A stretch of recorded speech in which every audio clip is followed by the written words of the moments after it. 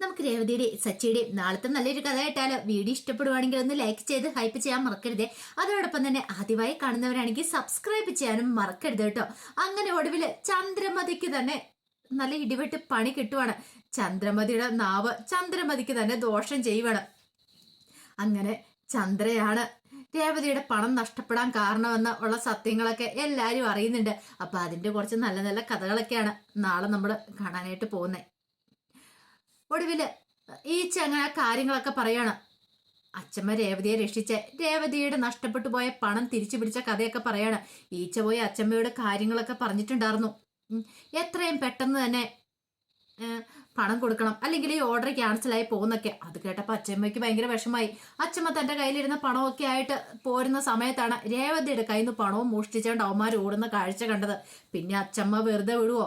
അവന്മാരെ കൈയോടെ പിടികൂടി നല്ല തല്ലു കൊടുക്കുവാണ്. ഒടുവിൽ അച്ഛമ്മയുടെ മുന്നിൽ പിടിച്ചു വയ്ക്കാനായിട്ട് അവന്മാർക്ക് പറ്റിയില്ല. അങ്ങനെ അച്ഛമ്മ ആ പണം കൊണ്ട് നേരെ പൂക്കടക്കാരന്റെ അടുത്തേക്ക് വന്നു. അങ്ങനെ ആ പണം കൊടുത്തു. കൂടെ 1.5 ലക്ഷം രൂപ രേവതിക്കായിട്ട് കൊണ്ടുവന്ന പണമാണ്. ആ പണം കൂടെ കൊടുത്തു.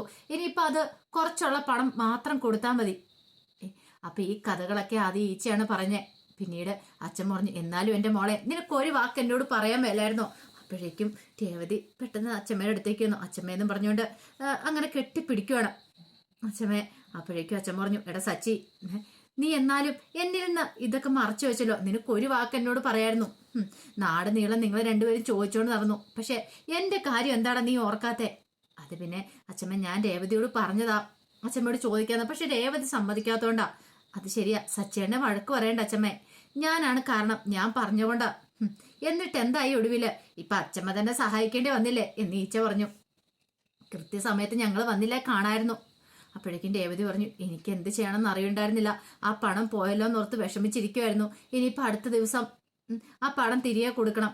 ദേവുവിന്റെ കയ്യിൽ നിന്നൊക്കെ വായ്പ മേടിച്ച ദേവു വേറെ ആളോട് മേടിച്ചു തന്ന പണം കൂടെയാ. അതൊക്കെ ഓർക്കുമ്പോഴായിരുന്നു ടെൻഷന്. അത് കേട്ടതും അച്ഛൻ പറഞ്ഞു, ഇപ്പൊ പ്രശ്നങ്ങളെല്ലാം സോൾവ് ആയില്ലേ? എന്നാലും ആ പണം രേവതിയുടെ കയ്യിലുണ്ടെന്ന് എങ്ങനെ അവരറിഞ്ഞത്? ഒരു പക്ഷെ ഹേമയുടെ ആൾക്കാരായിരിക്കും അത് അടിച്ചു മാറ്റിക്കൊണ്ട് പോയത്. അങ്ങനെ അവരറിഞ്ഞത് എങ്ങനെയായിരിക്കും? അത് കേട്ട് കഴിഞ്ഞപ്പോ അച്ഛൻ പറഞ്ഞു, അതെങ്ങനെയാ? രേവതിയുടെ ഈ പണം ഉണ്ടെന്നുള്ളത് ചിലപ്പോ അവരോട് ആരെങ്കിലും വിളിച്ചു പറഞ്ഞു കാണുമായിരിക്കും. വിളിച്ചു പറഞ്ഞു കാണുമായിരിക്കുന്നോ? ആര് വിളിച്ചു പറഞ്ഞു കാണുമെന്നോ? അത് കേട്ടതും ചന്ദ്രമതി ആകെപ്പാടെയും ഞെട്ടിപ്പോയി. ചന്ദ്രമതി പെട്ടെന്ന് പറഞ്ഞു, അതെ, ഞാനൊന്നും പറഞ്ഞിട്ടില്ല കേട്ടോ എന്ന് പറഞ്ഞു. സത്യമായിട്ട് ഞാനൊന്നും പറഞ്ഞിട്ടില്ല. അപ്പോഴേക്കും രേവതിയും സച്ചിയും രവീന്ദ്രനും എല്ലാരും ഞെട്ടലോടെ ചന്ദ്രനെ നോക്കുകയാണ്. അച്ഛമ്മ ചന്ദ്രനെ ഒന്ന് അടിമുടി നോക്കി. എല്ലാവർക്കും മനസ്സിലായി ആരാണ് വിളിച്ചു പറഞ്ഞെന്നുള്ള കാര്യം, ഹേമയോട് ആ കാര്യങ്ങള്. പെട്ടെന്ന് കലാവതി അച്ഛൻ പറഞ്ഞു, ചന്ദ്രെ, നീ വിളിച്ചു പറഞ്ഞിട്ടില്ലല്ലേ? അയ്യോ അമ്മ, ഞാൻ എന്തിനാ വിളിച്ചു പറയണേ? എനിക്ക് അതിന്റെ ആവശ്യം എന്താ? ഇവൾക്കൊരു ഓർഡർ കിട്ടാന്ന് പറഞ്ഞാൽ നല്ല കാര്യമല്ലേ? രവീന്ദ്രൻ പറഞ്ഞു, ഇനി നീ കൂടുതലൊന്നും പറയണ്ട ചന്ദ്രെ, എല്ലാവർക്കും മനസ്സിലായി അത് എവിടുന്നാ പോയെന്നുള്ള കാര്യങ്ങളൊക്കെ. അപ്പോഴേക്ക് സച്ചി പറഞ്ഞു, എന്നാലും അമ്മേ, ഇത് കുറച്ച് ക്രൂരതയായി പോയിട്ടോ. അമ്മ ഇങ്ങനെ ചെയ്യുന്നത് ഞങ്ങൾ ഒരിക്കലും പ്രതീക്ഷിച്ചില്ല. ഒന്നുമല്ലേലും രേവതിയോട് അമ്മയ്ക്ക് ഇത്രയ്ക്ക് ശത്രുത പാടില്ലായിരുന്നു. രേവതി വെച്ചു, അതിന് മാത്രം എന്ത് തെറ്റാ ഞാൻ ചെയ്തേ? അയ്യോ, അതിന് ഞാനൊന്നും ചെയ്തില്ലല്ലോ. കലാവതി അച്ഛൻ പറഞ്ഞു, ഇപ്പൊ ഒരെണ്ണം നിന്റെ മുഖം അടിച്ചങ്ങ് തന്നാണ്ടല്ലോ. എടി, നീയാണ് ഈ കള്ളത്തരങ്ങളൊക്കെ കാണിച്ചെന്നുള്ള കാര്യം മനസ്സിലായി. അവളോട് വിളിച്ചു പറഞ്ഞ നീ ആയിരിക്കും ഇവളോട് ഇറങ്ങിക്കഴിഞ്ഞപ്പോ. ഇവൾക്ക് ആ ഓർഡർ കിട്ടാതിരിക്കാൻ വേണ്ടി, ക്യാൻസൽ ആകാനും വേണ്ടിയിട്ട് നീ കാണിച്ച പരിപാടിയല്ലേ? രവീന്ദ്രൻ പറഞ്ഞു, ചന്ദ്ര, ദേവ് എന്ന് പറയുന്ന ഒരാൾ മുകളിലുണ്ടെന്ന് മനസ്സിലായല്ലോ. ഞാൻ പറഞ്ഞില്ലേ, ഒരാള് അത്ര ആഗ്രഹിച്ച് ഇറങ്ങി തിരിച്ചിട്ടുണ്ടെങ്കിൽ എന്തൊക്കെ സംഭവിച്ചെന്ന് പറഞ്ഞാലും അത് കിട്ടുക തന്നെ ചെയ്യും. അതാണ് രേവതി മോളുടെ കാര്യത്തിൽ സംഭവിച്ചേ.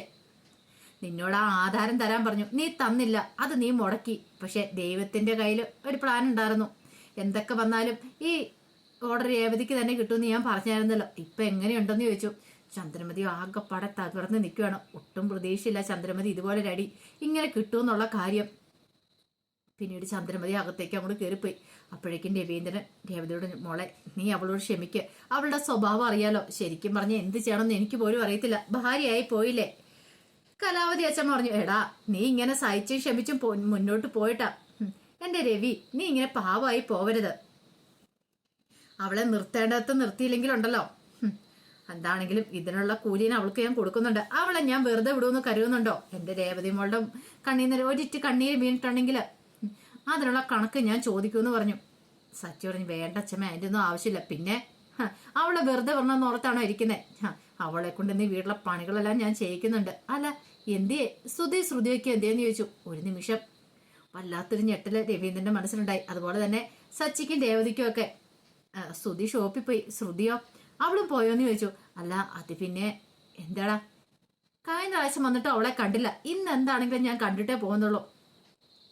അതും പറഞ്ഞോണ്ട് അച്ഛമ്മ അകത്തേക്ക് അങ്ങോട്ട് കയറിപ്പോയി. അപ്പോഴേക്കും സച്ചി രേവതിയോട് പറഞ്ഞു, ഇത് പ്രശ്നമാവുന്നാ തോന്നേ. അത് ശരിയാ, അച്ഛമ്മ മിക്കവാറും സത്യങ്ങളൊക്കെ കണ്ടുപിടിക്കാൻ വഴിയുണ്ടെന്ന് പറഞ്ഞു. അങ്ങനെ അച്ഛമ്മ നേരെ വർഷയുടെ റൂമിലേക്കാണ് പോയത്.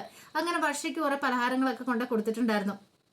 വർഷയോട് പറഞ്ഞു, മോളെ നന്നായിട്ട് ശ്രദ്ധിക്കണം കേട്ടോ. പക്ഷെ വർഷയുടെ നെഞ്ചു കിടന്ന് പഠിച്ചോണ്ടിരിക്കുക. ദൈവമേ, എപ്പോഴേത് സമയത്താണോ എന്തോ ഈ അച്ഛമ്മയും കൂടെ വന്നിട്ടുണ്ട്. ഇനി പറയാൻ വേണ്ട, അച്ഛമ്മ ഓരോന്നിങ്ങനെ പറഞ്ഞുകൊണ്ടിരിക്കും.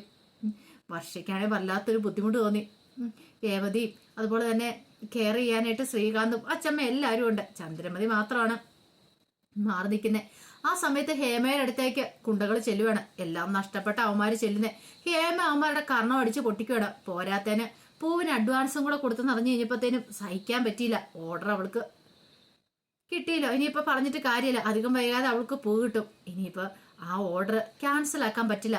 അപ്പൊ ഏക പോകുമ്പഴെന്ന് പറഞ്ഞിട്ടുണ്ടെങ്കിൽ അവള് മണ്ഡപം ഡെക്കറേറ്റ് ചെയ്യുന്ന സമയത്ത് എന്തെങ്കിലും കാണിച്ച് അത് മുടക്കാന്നുള്ളതാണ്. അത് കൊളവാക്കണം. അത് കൊളവാക്കുവാണെങ്കിൽ അവൾക്കൊട്ടൊരു പണി കൊടുക്കാം. പക്ഷേ എങ്കിൽ ഇനി ഒന്നും ചെയ്യാൻ പറ്റില്ല. കാരണം സച്ചിൻ രേവതി അലേർട്ടായി കഴിഞ്ഞു. എപ്പോഴും ഏത് നിമിഷം വേണേലും ഹേമയുടെ ആക്രമണം ഉണ്ടാകുന്ന ഒരു പ്രതീക്ഷ. സച്ചി രേവതിയോട് പറഞ്ഞു, രേവതി ഇനി കൂടുതൽ സൂക്ഷിക്കണം. കാരണം ഇനി എപ്പോഴും മണ്ഡപം ഡെക്കറേറ്റ് ചെയ്യാൻ പോകുന്ന സമയത്താളും നിന്നോടൊപ്പം ഞാനും വരാം. അവര് വെറുതെ ഇരിക്കും തോന്നില്ല. സ്ത്രീയെ അവർക്ക് ഈ ഓർഡർ നഷ്ടപ്പെട്ടുകൊണ്ട് അവര് പ്രതികാര ചിന്തയായിട്ട് വീണ്ടും ഇറങ്ങും. അങ്ങനെ വന്നിട്ടുണ്ടെങ്കിൽ അറിയാലോ. രേവതി പറഞ്ഞു, ഇനി ഞാൻ എന്താണെങ്കിലും നോക്കിയും കണ്ട് ചെയ്തോളാം സച്ചേട്ടാ. എനിക്കറിയാം ഈ ഓർഡർ എനിക്ക് കിട്ടിയത് അവർക്കൊട്ടും പിടിച്ചിട്ടില്ല. എന്നാലും അമ്മ ഇങ്ങനെ നമ്മളോട് ചെയ്തല്ലോ, സാരമില്ല, നീ വിഷമിക്കൊന്നും വേണ്ട.